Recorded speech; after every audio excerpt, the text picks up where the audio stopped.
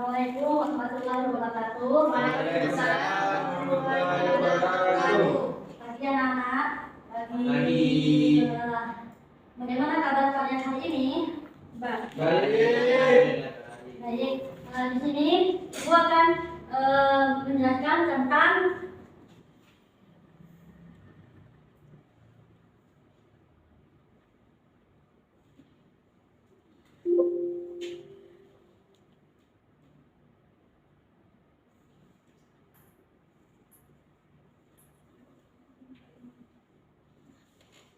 akhlak mahmudah dan akhlak mazmumah. Nah, sebelum kita mulai pelajaran hari ini, mari kita membaca shalawat 70 sebanyak 1 kali saja ya. Mari.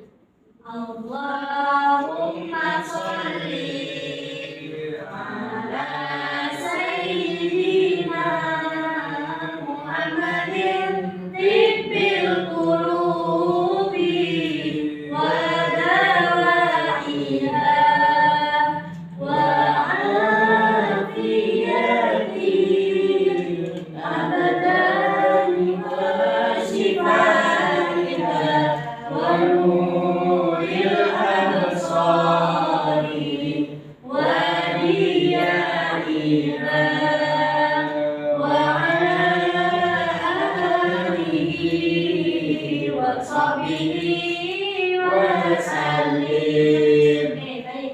Nah, di sini ada yang tahu apa itu akhlak mahmudah dan apa itu akhlak mazmumah? Tidak ada, Bu. Oke.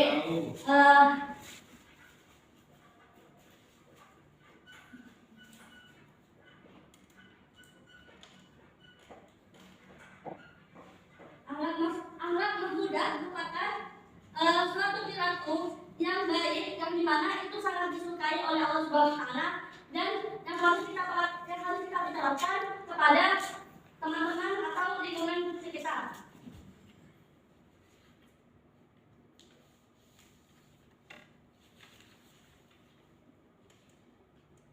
Nah, mungkin bisa mungkin anak-anak sekalian bisa menyebutkan apa saja yang dimaksud dengan alat mahmudah atau alat terpuji. Contohnya alat yang baik. Hormat pada orang tua. Ya, satu hormat kepada orang tua. Yang kedua Taati pada guru. apa? Taati pada guru. Ya, saling kepada guru. Yang ketiga Sering mengaji. ya, sering mengajinya. Nah, dan lain-lainnya. Jadi alat mahmudah itu merupakan suatu alat yang dimana itu harus kita terapkan di dunia ini karena ada dalam suatu hadis di mana tidak ada sesuatu amalan yang diletakkan dalam timbangan lebih berat dari akhlak mulia. Sesungguhnya orang berakhlak mulia bisa menggapai derajat orang yang rajin puasa dan rajin sholat. Hadis riwayat Tirmidzi. Jadi tidak ada yang sia-sia apabila kita melakukan akhlak mulia. Bisa dimengerti? Bisa. Nah, ini dampak kita melakukan atau mengamalkan anak muda. Yang pertama, diselamatkan oleh Allah. Yang kedua, kita akan disayang oleh banyak orang. Yang ketiga, memiliki banyak teman dan kita akan jauh lebih dihargai oleh orang-orang terdekat.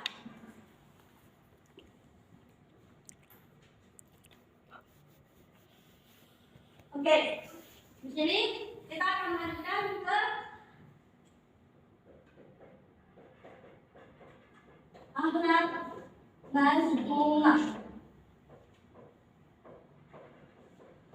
Ada yang tahu apa itu akhlak mazmumah? Ada. Apa? Angka yang terjelas. Ya, oke, bagus. Contohnya seperti apa setelah itu? Mencuri. Lanjut lagi.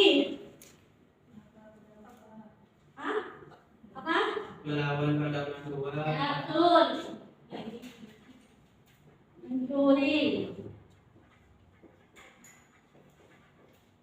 Melawan orang tua. Apa lagi? Membeda-bedakan teman. Ya.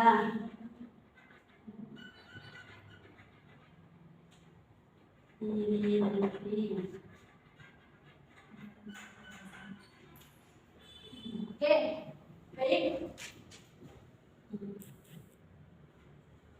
Ini yang sudah disebutkan oleh anak-anak sekalian sudah benar ya.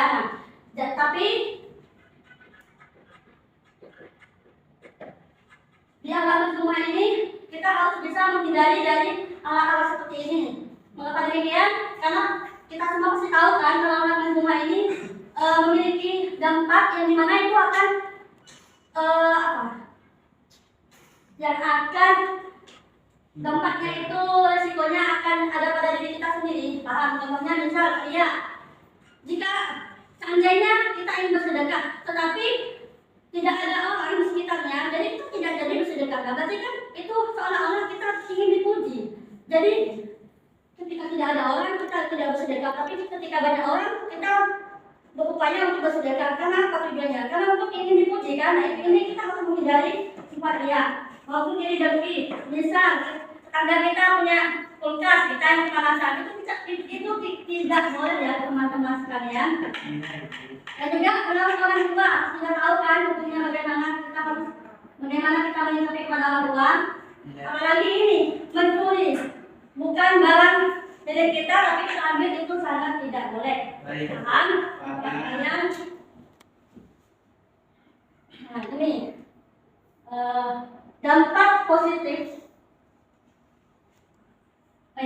Ini jika kita menghindari, ini ada dampak positif dari akhlak fitrah, akhlak. Dampak negatif, walaupun kita kita mengaji, kita bersedekah, kalau misalnya kita memiliki sifat riya, maka nilai amal soleh ini akan hilang. Paham? Nah, terus kita akan dibenci oleh banyak orang, dan ini akan merusak tali persaudaraan apabila kita memiliki sifat iri dengki. Bisa dipahami? Nah, cara menghilangkan sifat mazmumah atau sifat tercela yaitu meningkatkan ibadah kepada Allah Subhanahu Wa Taala, yaitu seperti yang tadi dijelaskan bahwasanya kita jangan pernah menambah sholat sunnah itu ditambah untuk membersihkan sifat-sifat buruk di dalam hati kita. Nah, yang kedua, ikhlas dalam melakukan perbuatan. Walaupun kita tidak diperlakukan baik oleh orang lain, namun kita jangan perhitungan.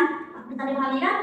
Yang ketiga, menyadari bahwa hidup ini hanya sementara. Jadi kita boleh mencintai dunia, tapi jangan berlebihan, jangan menjadi orang yang dunia, sehingga kita melupakan bahwasanya di dunia ini hanya bersifat sementara. Paham? Nah, baik, pesan hari ini yang bisa saya sampaikan yaitu tetaplah berbuat baik walaupun diri ini tidak dilakukan baik oleh orang lain. Namun dengan catatan jangan pernah merasa diri ini lebih baik daripada orang lain. Bisa dipahami? Nah, untuk sebelum mengakhiri pembelajaran hari ini, di sini saya ada sebuah kuis atau game di mana ini akan dibagi dua kelompok, yaitu cewek-cewek dan cowok-cowok. Oke, di sini ada dua gambar. Nah, di mana ini nanti kalian simpulkan apa yang kalian pahami dari gambar ini. Bisa dipahami? Bisa. Ya, oke, secepatnya ya.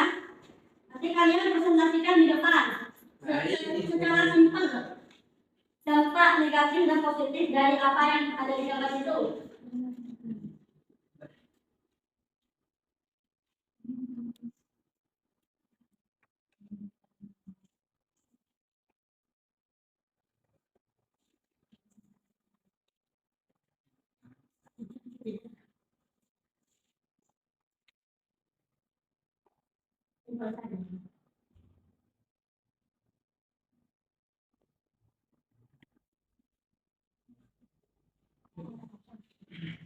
Oke, baik, ini dari tim cowok ya. Yuk, kita tahu namanya.